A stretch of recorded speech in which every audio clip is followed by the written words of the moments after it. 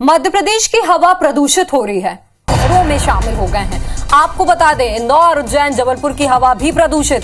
सबसे ज्यादा खराब हालत ग्वालियर, भोपाल और सिंगरौली में है। यहाँ की हवा सबसे ज्यादा प्रदूषित मानी जा रही है। खतरे के मानक 300 के पार तक का एयर क्वालिटी इंडेक्स में आंकड़ा पहुंच चुका है। भोपाल और ग्वालियर जैसे शहरों में यह 400 के पार पहुंच गया है। तो लगातार इन शहरों की हवा में गिरावट ही नजर आ रही है। खराब हवा यहां पर दर्ज की जा रही है। सबसे ज्यादा प्रदूषित हवा इंदौर, ग्वालियर, उज्जैन, भोपाल, सिंगरौली में। आंकड़ा एयर क्वालिटी इंडेक्स के मुकाबले में 300 के पार पहुंच गया है।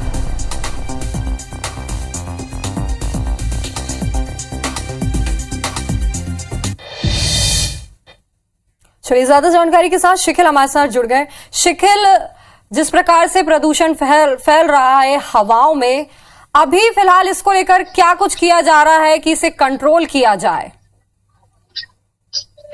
देखिए, पॉल्यूशन कंट्रोल बोर्ड की हम बातचीत करें तो जिस प्रकार से अभी जो आंकड़े सामने आ रहे हैं काफी चौंकाने वाले हैं, क्योंकि बीते अगर 7 महीनों के आंकड़ों का हम एनालाइज करते हैं तो लगभग 30 दिनों में, बीते 30 दिनों में सबसे ज्यादा प्रदूषण जो है वो बढ़ा हुआ है। और इसमें देखा जाए तो इंदौर, भोपाल, ग्वालियर, जबलपुर, उज्जैन और आश्चर्य की बात यह है सिंगरौली का भी नाम इसमें जोड़ रहा है। और इतना ही नहीं, अगर सिंगरौली की हम बात करते हैं तो फुल माइल्स का एरिया है, लिहाजा वहां पर प्रदूषण होना जायज है। लेकिन जो लगातार शहरों में प्रदूषण बढ़ रहा है वो अपने आप में काफी चिंताजनक बात है, जो वायु प्रदूषण के आंकड़े यहाँ पर बता रहे हैं। इतना ही नहीं, बल्कि अगर इन आंकड़ों का हम एनालाइज करते हैं, जो PM10 और PM 2.5 है उसकी गुणवत्ता सबसे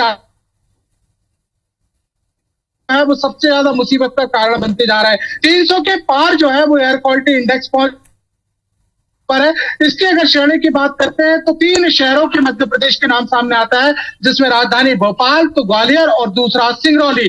लेकिन जिस प्रकार से बातचीत यहाँ पर कही जा रही है पॉल्यूशन कंट्रोल बोर्ड के द्वारा कि रियल टाइम मॉनिटरिंग के लिए सिस्टम लगाए गए हैं और साथ ही साथ जो उद्योग क्षेत्र हैं उनको साफ तौर पर इस बात के निर्देश दिए गए हैं कि जो तमाम मानक उद्योगों के लगाने के हैं, चाहे वो चिमनियां हो और साथ ही साथ जो निष्पादन जिस प्रकार से वायु प्रदूषण का किया जा सकता है उनके तमाम संयंत्र लगाया जाए। ये बातें सिर्फ फिलहाल जैसे कि आपने उद्योग और चिमनियों की बात की, तो इससे सबसे पहली बात तो ये कि ये कोई आज की बात तो है नहीं कि चिमनियां अभी स्टार्ट हुई है। ये तो पहले से ही संचालित होती हुई आ रही है। लेकिन उसके बावजूद भी मध्य प्रदेश में देखा जाए तो हवाओं में प्रदूषण इतना ज्यादा कभी दर्ज नहीं किया गया है।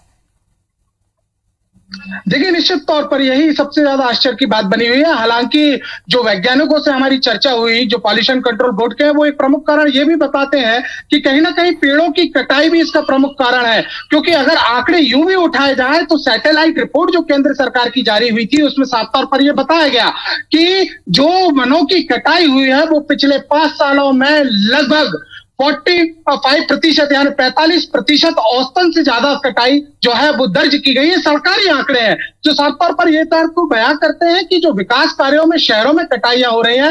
राजधानी भोपाल की अगर हम बातचीत करते हैं तो जो मेट्रो प्रोजेक्ट यहां पर आया उसमें 7,000 पेड़ों की कटाई की गई। उसके बाद जो स्मार्ट सिटी प्रोजेक्ट है उसमें लगभग 2.5 लाख पेड़ों की बलि दी गई। तो ये तमाम विकास कार्यों में चलते जिस प्रकार से पेड़ों की कटाई हो रही है, और क्योंकि एक नियम है कि पेड़ लगाने भी जिम्मेदार एजेंसियों के पड़ते हैं, उसमें भी भारी लापरवाही बरती जा रही है। और यही कारण है कि धीरे धीरे अब वायु प्रदूषण लगातार बढ़ता जा रहा है। इसके अलावा जो विकास के कार्यों के चलते जो शहरों में विकास कार्य चल रहा है, निर्माणों से निकलने वाली धूल, शहरों में उड़ने वाली धूल, डस्ट, ये भी वायु प्रदूषण का एक प्रमुख कारण है। हालांकि ये भी एक जाहिर बात है कि जैसे जैसे पारा जो है तापमान का वो नीचे गिरता है, ठंड आती है, आर्द्रता आती है, तो वायु प्रदूषण बढ़ जाता है। क्योंकि वायु प्रदूषण जो है वो जमीनी स्तर पर रहता है और इसी कारण से ज्यादा वायु प्रदूषण के आंकड़े हमें देखने मिलते हैं। लेकिन इतना ज्यादा वायु प्रदूषण हो जाना कि मध्य प्रदेश की आबो हवा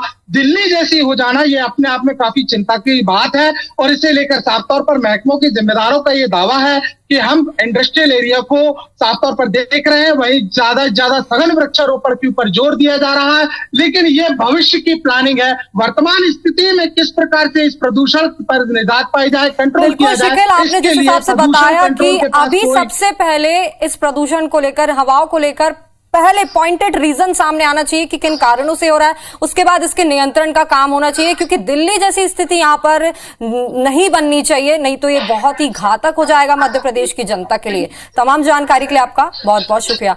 तो जिस हिसाब से हमने आपको बताया कि मध्य प्रदेश के 3-4 शहरों में जो एयर क्वालिटी इंडेक्स है वो आंकड़ा 400 के पार पहुंच गया, जबकि सामान्य तौर पर ये आंकड़ा 300 तक नजर आता है। और दीपावली की बात करें तो यहां पर दीपावली में ज्यादा प्रदूषण मतलब दर्ज किया जाता है, उसको भी इस आंकड़े ने पार कर लिया है, जो कि बेहद ही गंभीर और चिंताजनक है।